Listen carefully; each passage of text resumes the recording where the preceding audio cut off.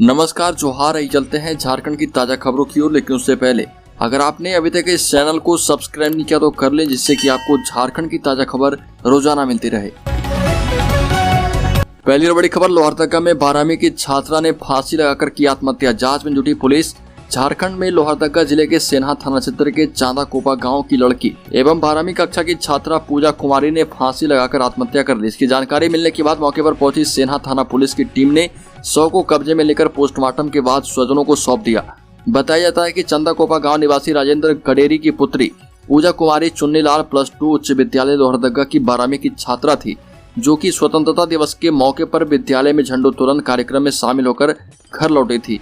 उस समय घर में परिवार का कोई सदस्य नहीं था। पूजा की मां बाहर गई थी, जबकि पिता कृषि कार्य को लेकर खेत गए हुए थे। अगली खबर, झारखंड में 6 महीने में भरे जाएंगे 37,000 पद। झारखंड में टीचर भर्ती, सीएम हेमंत सोरेन का ऐलान। आपको बता दें कि झारखंड में जल्द ही 37,000 से अधिक पद भरे जाएंगे। इन पदों पर नियुक्ति करने के लिए करार करके एजेंसी को जिम्मा दिया जाएगा। ये भी कहा गया कि विश्वविद्यालय में शिक्षकों के रिक्त 2716 पदों पर नियुक्ति के लिए अधियाचना जेपीएससी को भेजी गई है।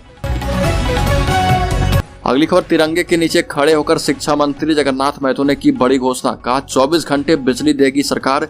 आपको बता दें कि 76वां स्वतंत्रता दिवस का मुख्य समारोह सेक्टर 12 स्थित पुलिस बोकारो केंद्र में मनाया गया और सूबे के स्कूली शिक्षा एवं साक्षरता विभाग सह उत्पाद एवं मद्य निषेध विभाग के मंत्री जगन्नाथ महतो ने ध्वजारोहण किया। इससे पूर्व उन्होंने परेड के विभिन्न प्लाटूनों का क्रमवार निरीक्षण किया और अपने मंच से राज्यवासियों को स्वतंत्रता दिवस की हार्दिक शुभकामनाएं दी। शिक्षा मंत्री ने कहा कि आने वाले कुछ माह में बिजली व्यवस्था बिल्कुल ही ठीक कर ली जाएगी। 24 घंटे बिजली मुहैया कराएंगे। गरीबों के लिए निःशुल्क बिजली देने से लेकर रोजगार देने तक का काम प्रदेश की हेमंत सरकार 2 महीने में तुरंत ही सुदृढ़ करेगी। अगली खबर, जेपीएससी के पूर्व अध्यक्ष अमिताभ चौधरी का निधन। झारखंड पब्लिक सर्विस कमीशन के पद से पिछले महीने मुक्त होने वाले झारखंड कैडर के पूर्व आईपीएस अधिकारी अमिताभ चौधरी का तड़के सुबह निधन हो गया। चौधरी ने राजधानी रांची के एक निजी अस्पताल में अंतिम सांस ली। डॉक्टर्स के मुताबिक उन्हें दिल का दौरा पड़ा था। 62 साल के चौधरी को 2 साल पहले जेपीएससी का चेयरमैन नियुक्त किया गया था। इससे पहले Chaudhary Jharkhand state cricket association stadium के अध्यक्ष थे। 1985 में आईआईटी खड़गपुर से इंजीनियरिंग करने के बाद उन्होंने यूपीएससी की परीक्षा पास की और बिहार कैडर के आईपीएस अधिकारी बने और 1997 में वो रांची के एसएसपी बनाए गए। रांची में अपने कार्यकाल के दौरान उन्होंने कई अपराधियों को सलाखों के पीछे पहुंचाया। अगली खबर, झारखंड के हजारीबाग जिले के कोयला व्यवसायी राजेंद्र प्रसाद गुप्ता के आवास पर आयकर का छापा मारा गया। झारखंड के हजारीबाग शहर के जाने माने कोयला व्यवसायी राजेंद्र प्रसाद गुप्ता के खजांची रोड स्थित आवास पर सुबह आयकर विभाग की टीम ने दबिश दी। सुबह 6 बजे से ही छापेमारी जारी है। किसी को भी घर के अंदर प्रवेश की अनुमति नहीं है। घर के आसपास विभाग की 6 गाड़ियां लगी। रांची से पहुंची टीम अभी कुछ भी जानकारी देने से बच रही। वहीं सूत्र बता रहे हैं कि टीम के द्वारा यहां पर नोट गिनने की मशीन भी मंगवाई गई है, यानी कि बहुत ही ज्यादा मात्रा में पैसे पकड़े गए। मालूम हो कि राजेंद्र प्रसाद गुप्ता का हजारीबाग समेत कई जिलों में कारोबार है। मेन रोड में उनका इंद्रलोक नाम से शॉपिंग मॉल भी चलता है। जमीन से जुड़े कारोबार में भी शामिल है। वर्तमान में एक विधायक के काफी नजदीक भी बताए जाते हैं। अगली खबर, पलामू टाइगर रिजर्व के गारू रेंज में हाथी की हुई मौत। आपको बता दें कि पलामू टाइगर रिजर्व क्षेत्र के गारू रेंज में हाथी की मौत हो गई। घटना स्थल पलामू टाइगर रिजर्व के लातेहार जिले के गारू थाना क्षेत्र है। एक पखवाड़ा पहले भी जख्मी हाथी की मौत हो गई थी। हाथी की मौत के कारणों का पता नहीं चल पाया है। मौत के कारणों का पता लगाने के लिए हाथी का पोस्टमार्टम किया जाएगा। इसके लिए 5 सदस्य टीम बनाई गई है। लातेहार जिले के 3 डॉक्टर और मांझी रांची के डॉक्टर और आईएफ विजय शंकर दुबे शामिल हैं। टीम के सभी सदस्यों के पहुंचने के बाद पोस्टमार्टम शुरू होगा। अगली खबर, कोलकाता में गिरफ्तार विधायकों की जमानत याचिका पर 17 अगस्त को होगी सुनवाई। आपको बता दें कि कोलकाता में गिरफ्तार झारखंड के विधायक एवं 2 अन्य की जमानत याचिका पर कोलकाता हाईकोर्ट में जस्टिस जॉय माल्या बागची और जस्टिस अनन्या बंदोपाध्याय की बेंच में 17 अगस्त को सुनवाई होगी। इस मामले में आईपीसी की धारा 467 जोड़ी गई है। अगली खबर, झारखंड में 50 रुपए के लिए युवक की हत्या, नशेड़ियों ने अस्तूरा मारकर ले ली जान। झारखंड के गिरिडीह जिले में हत्या की इस घटना को लेकर देर रात जमकर हंगामा हुआ। झारखंड के गिरिडीह में महज 50 रुपए के लिए एक युवक की हत्या कर दी गई। घटना को लेकर कोहराम मचा है। आक्रोशित लोगों ने भंडराडीह में सड़क जाम कर जोरदार हंगामा किया, जिसके बाद डीएसपी संजय राणा दल बल के साथ मौके पर पहुंचे और पीड़ित परिवार को ढांढस बनाते हुए मामले में उचित कार्रवाई का भरोसा दिया। अगली खबर, कश्मीर में आईटीबीपी की बस खाई में गिरी, 10 जवानों की मौत। बस में 41 जवान सवार थे। इसमें एक जवान झारखंड का भी है। कश्मीर के पहलगाम में 11:10 पर भारत तिब्बत सीमा पुलिस बल की एक बस 100 फीट गहरी खाई में गिर गई। इस हादसे में 10 जवानों की मौत हो गई। बस में ITBP के 39 और जम्मू कश्मीर पुलिस के 2 जवान सवार थे। हादसे का कारण बस के ब्रेक फेल होना बताया जा रहा। जवान अमरनाथ यात्रा के स्टार्टिंग पॉइंट चंदनबाड़ी से पहलगाम आ रहे थे। बीच में ही ड्राइवर ने नियंत्रण खो दिया और बस खाई में जा गिरी। स्थानीय अधिकारियों ने बताया कि घायल कर्मियों को अस्पताल पहुंचाने के लिए बड़े पैमाने पर अभियान शुरू किया गया। अगली खबर, राज्य में चल रहे निजी विश्वविद्यालयों की शिक्षण व्यवस्था और इंफ्रास्ट्रक्चर की अब जांच होगी। राज्यपाल ने राज्य सरकार के जांच प्रस्ताव पर सुझाव एवं निर्देश के साथ मंजूरी दे दी है।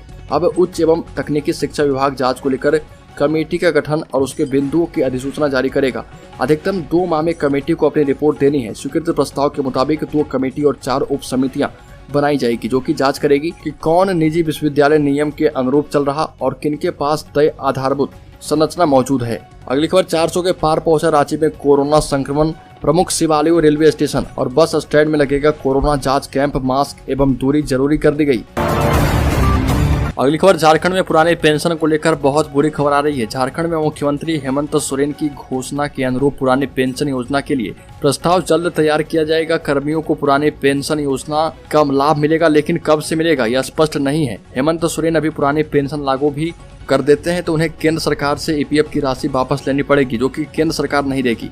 माना जा रहा है कि 17,000 करोड़ रुपए की वापसी को लेकर सरकार केंद्र सरकार से बात करेगी और अगर ये राशि केंद्र सरकार नहीं देती है तो झारखंड सरकार कोर्ट जाएगी। हालांकि अड़चनें आने वाली है, लेकिन तमाम अड़चनों के बाद भी पुरानी पेंशन योजना को लागू करने की उम्मीद की जा सकती है।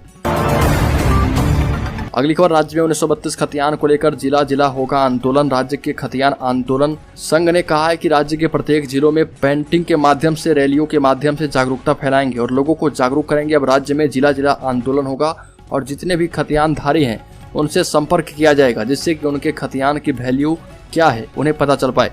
राज्य में छात्र संगठनों से भी मदद ली जा सकती है। सरकार तक इन मुद्दों को पहुंचाने के लिए तमाम संगठन एकजुट होकर आंदोलन करेंगे। हालांकि जयराम महतो ने कुछ दिनों पहले ही घोषणा कर दी थी कि खतियान ही झारखंडियों की पहचान है और हम एक ही बैनर तले आकर इस लड़ाई को लड़ने की कोशिश करेंगे।